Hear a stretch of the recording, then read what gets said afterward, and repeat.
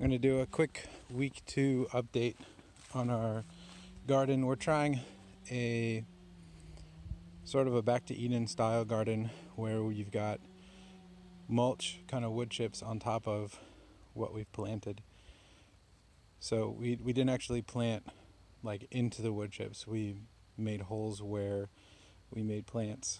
So we planted some beans and stuff like that, for example, dug a hole, put in some soil, planted the bean, and left it uncovered. So once everything starts to grow, then we'll bring the mulch back on top of it. I'm not really sure if that's how you're supposed to do it, but when I tried to plant stuff under mulch, it never grew. So I know that's not the right way. So we've got in the front box, we've got some carrots and beets. I figured it'd be easier to grow them in a box since they have to go down to get soil. Then behind that we have tomatoes, and behind the tomatoes is a few rows of corn. And then over to the right is a little bit of, I'm trying to get my finger in there, a little bit of edamame here because the kids talked about they like edamame.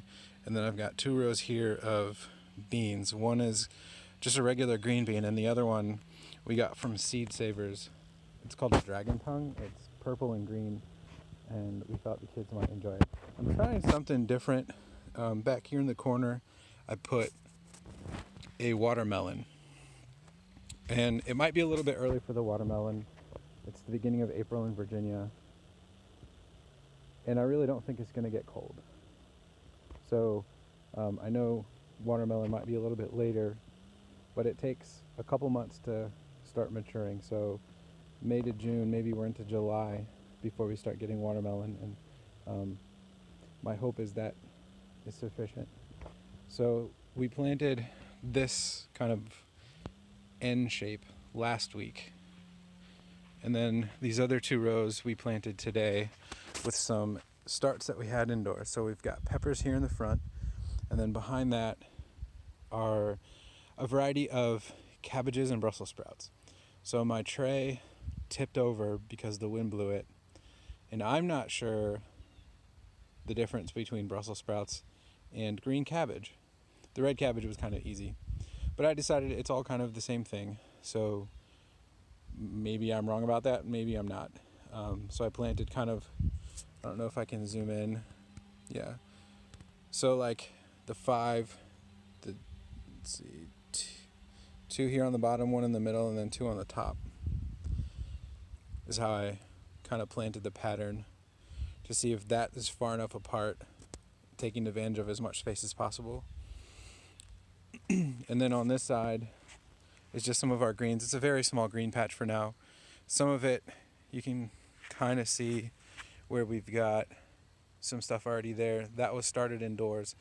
There's a row of Swiss chard here, and then in the middle should be some lettuce, a lettuce mix, and I put kale, just direct seeded it there. So again, once it starts to grow, we'll put a little bit of mulch on top of it. But until then, we'll keep coming down and making sure it's watered. And then there's nothing there. I'm thinking of doing a late greens there, so we have them in the fall. Or I might just get excited and plant more greens there now. I'm not sure yet. And then in the back, so my plan is to put a trellis here. We have a cucumber that's supposed to climb up the trellis. And then over here in the corner that I'm hoping we'll use this space, maybe a little bit behind it, and then a little bit here on the side is a squash. A zucchini, not a squash. So green zucchini.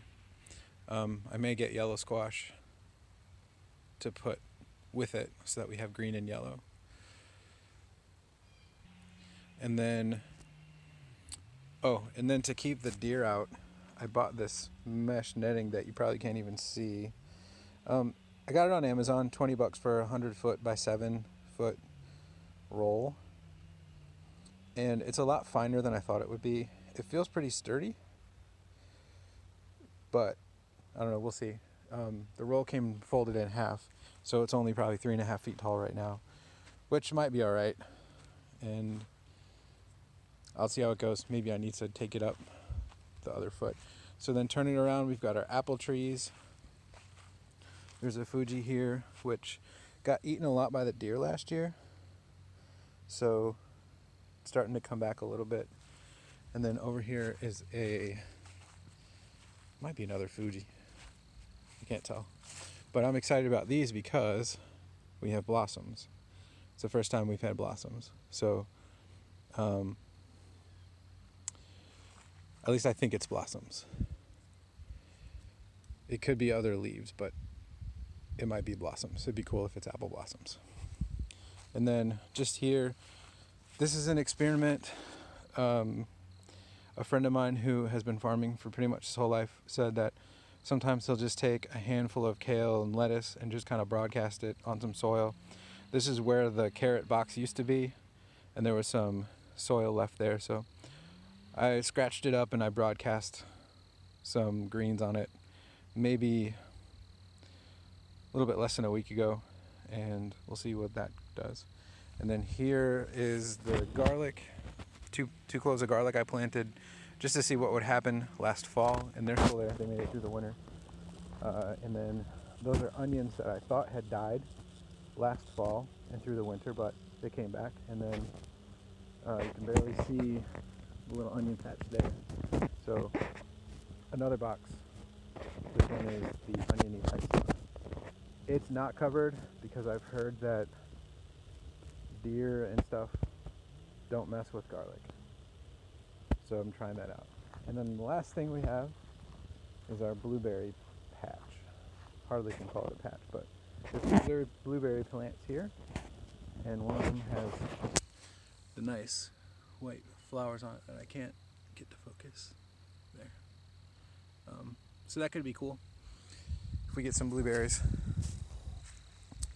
But yeah, so that's our garden attempt for this year. We will see how it goes, and I'll get another update next week to see if anything's growing. According to the seed packets, next week I might see some corn and beans, so we'll see. And then we'll see if the stuff I transplanted today stays alive.